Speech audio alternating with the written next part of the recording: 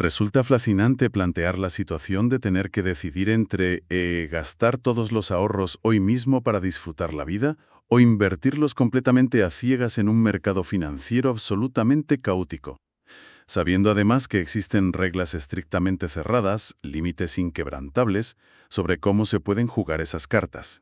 Sí, es un dilema brutal. Y un saludo muy cordial a todas las personas que nos acompañan hoy en este análisis a fondo.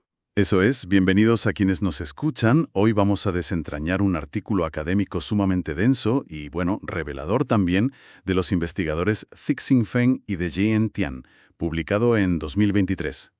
La misión de esta inversión es entender cómo las matemáticas financieras del más alto nivel intentan replicar el comportamiento humano real.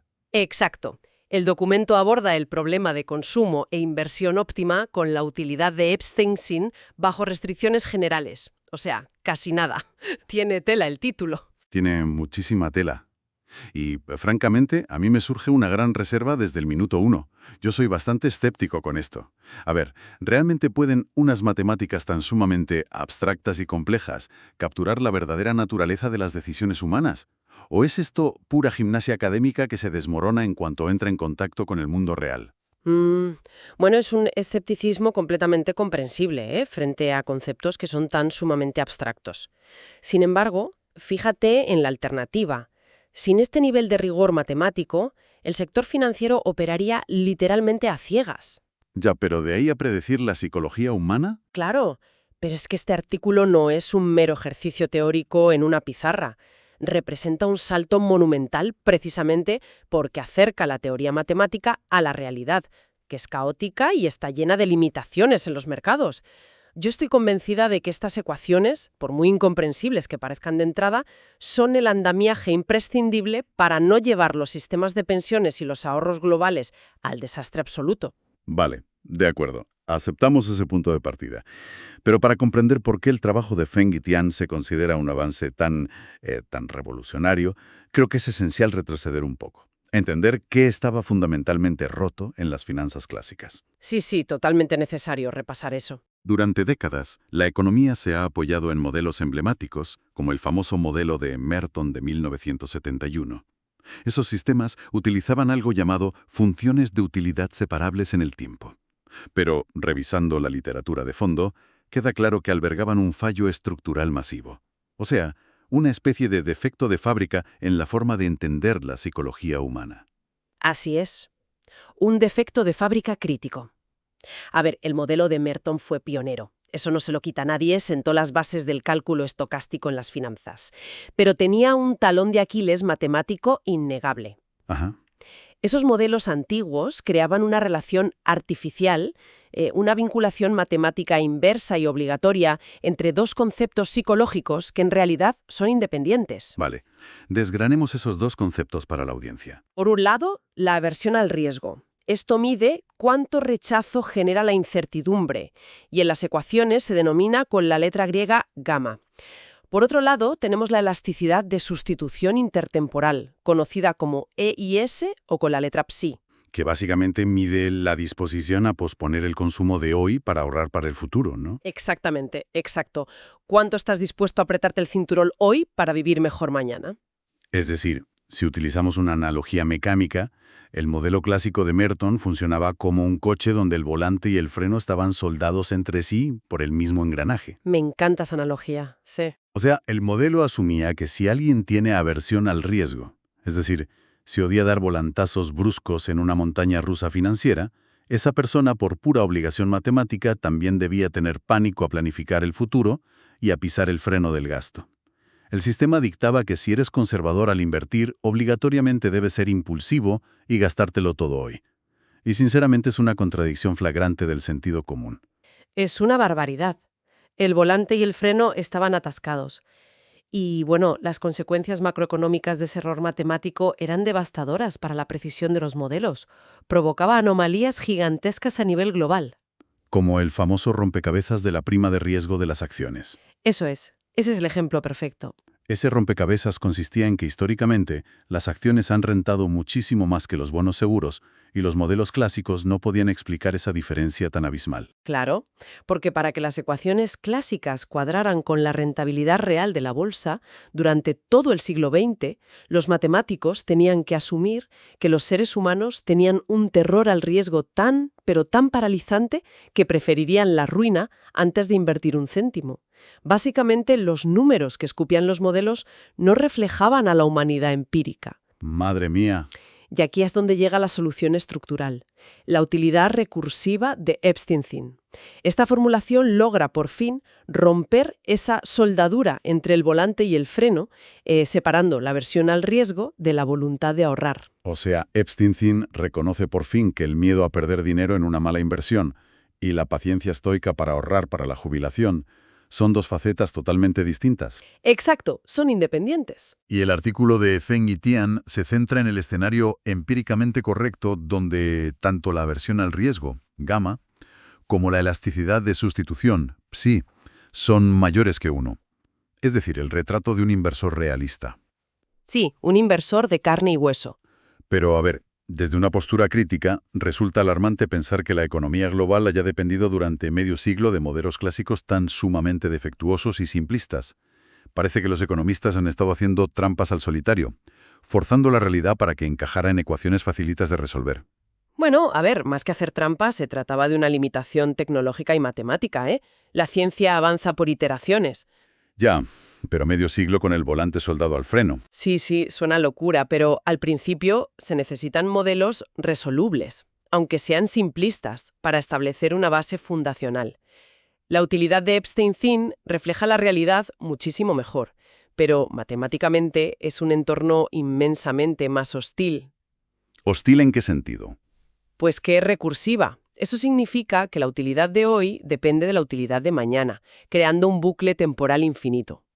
El marco conceptual es brillante, pero durante décadas faltaron las herramientas de cálculo avanzado para resolver esas ecuaciones sin que los ordenadores, literalmente, colapsaran. Vale, de acuerdo.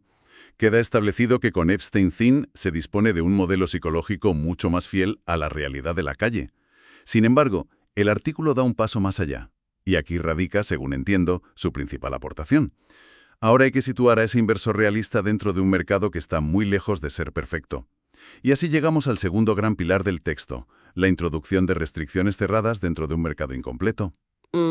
Este es sin duda el núcleo duro de la innovación de Feng y Tian. ¿Vale? Pero hay que definir primero qué es un mercado incompleto. Hablamos de un entorno donde los parámetros estocásticos, Es decir, la volatilidad, la aleatoriedad. exacto, la volatilidad de los activos, las tasas de retorno, la imprevisibilidad pura y dura del mercado, bueno, pues esos parámetros no tienen un límite superior garantizado, son parámetros no acotados, en inglés se dice unbounded. En un mercado incompleto, sencillamente, no puedes crear una cartera de cobertura perfecta que elimine todo el riesgo. Siempre hay incertidumbre residual. Y en medio de ese océano de caos absoluto y sin límites, resulta que los autores deciden imponer restricciones cerradas a las estrategias de inversión. Revisando la literatura previa, se observa que los matemáticos solo se atrevían a incluir restricciones si utilizaban las viejas utilidades facilitas que mencionábamos antes. Claro, o si usaban Epstein-Zinn, exigían por fuerza que las restricciones fueran matemáticamente convexas. ¿Justificar la publicación de otro artículo incomprensible? Es justo plantear esa duda, pero la realidad es la opuesta. Se trata de un esfuerzo titánico por aterrizar la matemática pura en las trincheras del mundo real. A ver, aterriza esto, por favor. Permíteme explicar la diferencia. Una restricción convexa en matemáticas es como buscar el fondo de un cuenco que es totalmente liso. Es fácil que la canica de la ecuación ruede hacia el centro y ¡pum!, encuentren equilibrio óptimo sin problema. Vale. El cuenco liso. Entendido. Pero el mundo financiero no es un cuenco liso, ni de broma. Una restricción cerrada no convexa representa un terreno lleno de muros de hormigón y acantilados. Refleja las barreras institucionales reales del día a día. Muros de hormigón como, por ejemplo, que un broker bloquee una cuenta. Exactamente. Hablamos de la imposibilidad física y legal de pedir préstamos infinitos. Hablamos de los márgenes de mantenimiento en una cuenta de derivados, donde si el saldo baja de cierto límite, la posición se liquida automáticamente. O los fondos de pensiones, que por ley tienen prohibidísimo invertir más de un porcentaje estricto en activos de altísimo riesgo.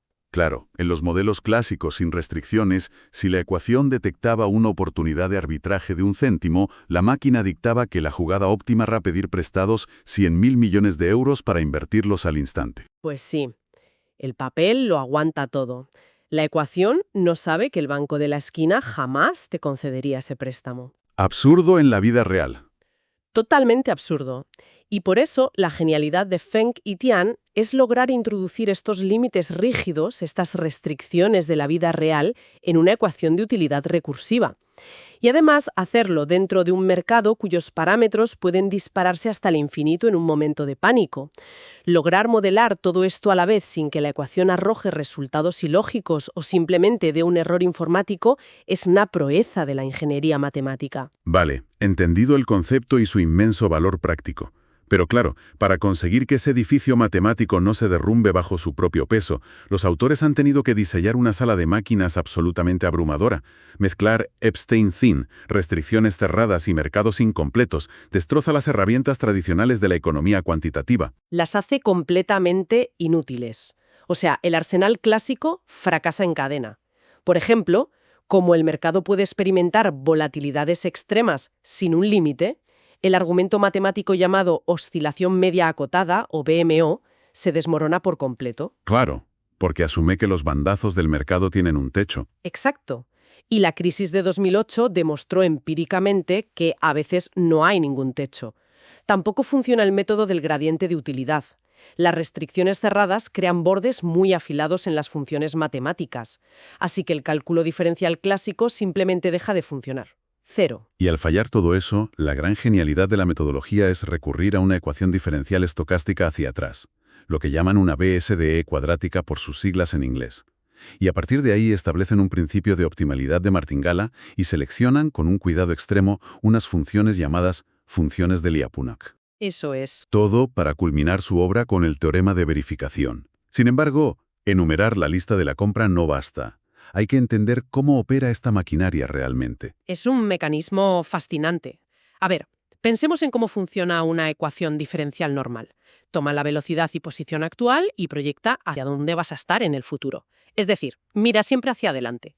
Pero en un mercado financiero que es caótico e ilimitado, mirar hacia adelante es inútil, porque los caminos posibles se multiplican hasta el infinito. Entonces, si me permites una analogía para intentar explicar este mecanismo de la BSD, es como enfrentarse a un laberinto temporal. En lugar de entrar por la puerta principal y adivinar qué camino tomar hoy, frente a un futuro incierto, el inversor empieza mentalmente en la salida. Ajá, me gusta por dónde vas. Define primero su objetivo final, digamos, tener un nivel de vida garantizado en su jubilación dentro de 30 años. A partir de esa meta futura, la ecuación camina hacia atrás en el tiempo, descontando milisegundo a milisegundo toda la volatilidad estocástica aleatoria del mercado, para deducir qué acción exacta debe tomar en el día de hoy para no desviarse de esa meta. Esa analogía es brillante. Captura perfectamente la mecánica del tiempo en este tipo de ecuaciones. Pero claro, hay un problema gravísimo al caminar hacia atrás en un entorno tan sumamente aleatorio. Las soluciones tienden a desbocarse, acumulan pequeños errores y explotan hacia el infinito. ¿Y ahí entra la función de Lyapunov, supongo? Eso es. En física, una función de Lyapunov se usa para medir cómo un sistema disipa energía, demostrando que al final se va a detener, en lugar de vibrar hasta reventar. Actúa como una especie de amortiguador matemático, entonces. Exacto. Es el amortiguador perfecto que absorbe los golpes de la volatilidad extrema. Los autores lo utilizan para domar a ese infinito, garantizando, en teoría, que, por muy salvaje que sea la volatilidad en la bolsa, la solución de la ecuación hacia atrás se mantendrá estable y, dentro de unos parámetros manejables. Ya, pero desde una visión un poco escéptica, ¿no parece todo esto un castillo de naipes sumamente frágil? Al profundizar en el texto de las páginas centrales, se evidencia que los autores tienen que establecer unas condiciones iniciales casi draconianas. Requieren que parámetros como la matriz de volatilidad y la prima de riesgo se mantengan dentro de un equilibrio hiperdelicado para que la función no colapse. Sí, las Assumption 3.1 a 3.5, famoso escollo. Exacto. Imponen condiciones técnicas estrictas sobre cómo se correlaciona el riesgo para asegurar que el sistema esté acotado. Si un solo parámetro macroeconómico falla en el parqué de la bolsa en un día de pánico absoluto, da la impresión de que todo este imponente teorema de verificación se vuelve papel mojado en la práctica. A ver, es innegable que las exigencias previas para que el modelo arranque son estrictas, pero interpretar esto como fragilidad sería un error de perspectiva. ¿Por qué? Porque lo que verdaderamente aporta robustez, unos auténticos cimientos de titanio, es el inmenso rigor del cálculo que han desarrollado justo debajo de esas condiciones. Lo revolucionario del artículo es que consiguen manejar matemáticamente una proyección en un conjunto cerrado dentro de esa ecuación hacia atrás. ¿Se refieren a ese término de penalización o distancia que añade una complejidad tremenda a la parte cuadrática? Sí, ese término. Ese término es la clave, porque representaba matemáticamente la fuerza bruta de una restricción real. Por ejemplo, un broker cerrándote la cuenta a la fuerza cuando te quedas sin liquidez. Lograr integrar esa proyección violenta en una BSDE sin que la ecuación explote es algo inédito. Demuestran matemáticamente que la estrategia óptima no es un espejismo estadístico, sino un proceso estable. Es la prueba irrefutable de que a pesar de los muros, la estrategia es sólida. Vale. La demostración teórica sobre el papel es asombrosa, no lo niego. Pero la prueba de fuego de cualquier modelo matemático llega cuando se abandona la pizarra abstracta y se encienden los ordenadores, ¿no? Claro, el momento de la verdad. La gran incógnita es que revelan los números al ejecutar simulaciones numéricas, al utilizar la cuantificación markoviana para evaluar todo este entramado. Los autores sometan su teoría a 3 escenarios de mercado distintos. Sí, pero antes de ver los escenarios, creo que es vital entender cómo logran probarlo numéricamente. Utilizan un esquema de cuantificación markoviana, que se basa en un trabajo previo de unos autores llamados Chassaigner y Richaud. Vale. Como hay infinitos caminos futuros posibles en un mercado financiero aleatorio, este método lo que hace es agrupar, de forma inteligente, esas infinitas posibilidades en una cuadrícula finita. Crea un árbol de decisiones espaciales. Y así permite al ordenador resolver la ecuación hacia atrás sin sobrecalentarse o quedarse pensando toda la eternidad. O sea, una manera de traducir el caos infinito a un idioma con el que un procesador moderno pueda lidiar. Exacto. Y el primer campo de pruebas donde aplican esta técnica es el modelo clásico de Black-Scholes. Digamos, el escenario de entrenamiento, porque asume un mercado dócil, donde las tasas de interés y la volatilidad son constantes. Eso es, un mercado tranquilo. Al imponer restricciones de inversión cerradas aquí, el ordenador revela algo interesantísimo. El portafolio óptimo, o sea, el volumen de capital invertido en bolsa, se reduce significativamente por la restricción. Ajá. Sin embargo, el ratio de consumo de riqueza permanece prácticamente inalterado. Además, los datos confirman que a mayor aversión al riesgo, que decíamos que era la gama, pues menor es la proporción que metes en el mercado. Vale. Luego el nivel de dificultad sube en la segunda simulación, empleando un modelo de difusión lineal. Sí, aquí los parámetros ya no son fijos, sino estocásticos. Varían, suben y bajan, aunque se mantienen dentro de unos límites acotados empíricamente. Y el resultado numérico vuelve a ser consistente, supongo. Totalmente. Las restricciones de los brokers tienen un impacto drástico limitando la agresividad de las carteras de inversión. Pero, de nuevo, el impacto en la decisión de cuánto consume el inversor en su día a día es minúsculo. El sistema ajusta el riesgo futuro, pero protege ferozmente el nivel de vida en el presente. Y finalmente llegamos al jefe final de las simulaciones. El modelo de volatilidad estocástica de Heston, un entorno que simula un mercado con riesgo extremo, donde el pánico y la euforia se retroalimentan. Es la prueba definitiva. El modelo de Heston replica un cisne negro, una caída severa de la bolsa. Y los hallazgos se reafirman con una solidez pasmosa. En este escenario extremo se observa con claridad esa segunda faceta de la utilidad de Epstein, la elasticidad de sustitución intertemporal, la PSI. ¿Y qué pasa cuando la PSI es alta? Pues que, como el individuo está más dispuesto a aplazar la gratificación para el futuro, las simulaciones muestran que la tasa de consumo cae de manera evidente ante la alta volatilidad para protegerse. A ver, llegados a este punto, creo que es necesario hacer una pausa y adoptar la visión de un ciudadano medio de la calle. Porque, fíjate, se han desplegado modelos hipercomplejos. Simulaciones de Monte Carlo, esquemas markovianos en cuadrículas espaciales, ecuaciones estocásticas retroactivas, funciones disipadoras de Lyapunov. Sí, es una lista inmensa. Todo este inmenso aparato intelectual y matemático para llegar a la conclusión de que, frente a restricciones severas o un mercado en pánico, se reduce la inversión, pero se mantiene casi inalterado el consumo diario. A ver, esto es algo que dicta el mismísimo sentido común. Jaja. Visto así, Es que si a una persona el banco le recorta el crédito o pierde liquidez en sus ahorros, lo que constituye una restricción severa, obviamente esa persona va a dejar de comprar acciones de Apple, pero va a seguir yendo al supermercado, pagando la luz y manteniendo su consumo básico. claro. Entonces la gran pregunta es, ¿verdaderamente era necesario desarrollar tanta álgebra y tantísimas páginas de demostraciones para confirmar lo que el puro instinto de supervivencia humana ya te dice gratis? Es una crítica buenísima y muy válida, ¿eh? Y a primera vista parece un ejercicio totalmente redundante, pero aquí es donde reside el verdadero salto monumental de este trabajo. O sea, el sentido común es fantástico para gestionar la economía de tu casa, pero en las finanzas institucionales globales la intuición no sirve de nada. Se requieren demostraciones matemáticas incontestables. Hay una razón fundamental por la que probar el sentido común de forma matemática es el auténtico santo grial en esta industria. Vale, ¿y cuál es esa razón práctica que justifica tanta abstracción? Porque permite programarlo. Ostras, Claro, exacto. El hecho de que las matemáticas más rigurosas que conocemos convergen de forma tan exacta con el comportamiento humano intuitivo no es redundancia. Es que han logrado cuantificar el instinto de supervivencia. Han demostrado que una ecuación superfría se comporta exactamente igual que un ser humano acorralado por el límite de su tarjeta de crédito. Y esto significa que estas ecuaciones se pueden picar en el código de los sistemas automatizados que hoy, nos guste o no, gobiernan los mercados. resulta francamente fascinante vista desde esa perspectiva.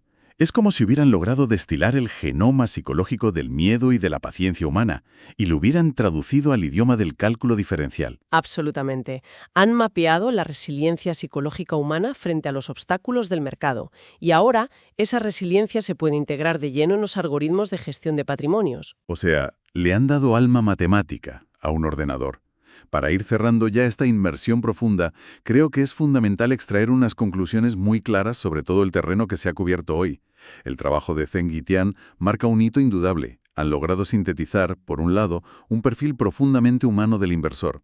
Eso es, al usar la utilidad de Epstein-Sin, por fin han separado el volante del freno.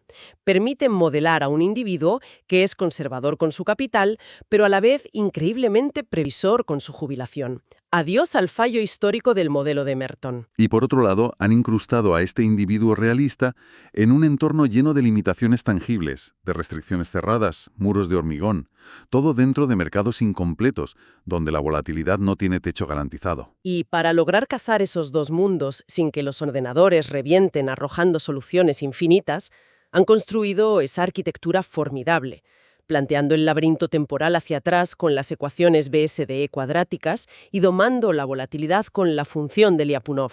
Es un trabajo de una elegancia técnica extraordinaria, no cabe duda. Sustituye las suposiciones facilitas y fallidas del pasado por demostraciones muy robustas. Pero siempre hay que volver a la pregunta esencial, al por qué definitivo. Claro. ¿Por qué le debería importar este nivel de detalle técnico a cualquier persona más allá de la pura admiración por las matemáticas avanzadas? Pues la respuesta reside en que este andamiaje matemático es, de hecho, el escudo que protegerá los ahorros de la sociedad en el futuro. Los inmensos fondos de pensiones y los gestores automatizados que manejan nuestros ahorros de toda la vida van a integrar estas lógicas en su núcleo de programación. Así es. Porque piénsalo, cuando estalle la próxima gran crisis financiera, un cisne negro brutal, un algoritmo basado en modelos clásicos entraría en pánico. Se desestabilizaría e intentaría vender todo de forma irracional al toparse con límites legales que no sabe procesar. Claro, chocaría contra el muro. Pero si el sistema está sustentado por este nuevo modelo, el algoritmo sabrá matemáticamente que el riesgo debe reducirse drásticamente, sí, pero protegiendo la trayectoria de consumo a largo plazo del cliente. Imitará la racionalidad humana bajo muchísima presión, pero sin verse afectado por el miedo paralizante que suele arruinar a los inversores de carne y hueso en esos momentos de pánico. Proporciona un escudo matemático frío y calculador, pero muy humano en sus objetivos. Y fíjate, precisamente esto nos conduce a una última reflexión muy provocativa, un pensamiento que invita a cuestionarnos los propios límites de la interacción entre humanos y máquinas. A ver, cuenta. Se ha constatado hoy que estos modelos tan avanzados ya son perfectamente capaces de cuantificar nuestra impaciencia, nuestra aversión al riesgo y cómo nos adaptamos a los muros legales. Básicamente, han logrado matematizar nuestro sentido común financiero. Ante este nivel de perfección, cabe preguntarse lo siguiente: ¿cuánto tiempo va a pasar hasta que una inteligencia artificial utilice estas mismas ecuaciones estocásticas retroactivas, procesando millones de datos a la velocidad de la luz, para tomar absolutamente todas nuestras decisiones financieras, incluso vitales, sustituyendo nuestra propia voluntad? Uf, es una frontera que produce un vértigo intelectual tremendo, ¿eh? Si el código logra procesar los riesgos, las leyes y nuestras propias emociones con mayor claridad y frialdad que la mente que lo creó. Exactamente. Cabe pensar si, en un futuro no muy lejano, la intuición humana y la gestión personal del dinero se convertirán en reliquias absolutas, herramientas obsoletas de una época en la que intentábamos de forma torpe y emocional optimizar ecuaciones que las máquinas ya resuelven en milisegundos con funciones de Lyapunov. Constituye, sin lugar a dudas, el gran debate ético y filosófico que subyace a toda esta vanguardia matemática. Desde luego. Y con esta enorme incógnita sobre el futuro de nuestra propia autonomía económica, ponemos el punto final al recorrido de hoy. Ha sido un verdadero placer desgranar esta intrincada arquitectura de las finanzas y explorar cómo, en el fondo, las matemáticas siguen intentando comprender qué significa ser humano. Queda el agradecimiento más sincero por haber compartido este espacio de análisis a fondo, y hasta la próxima inversión. Un placer. Hasta la próxima.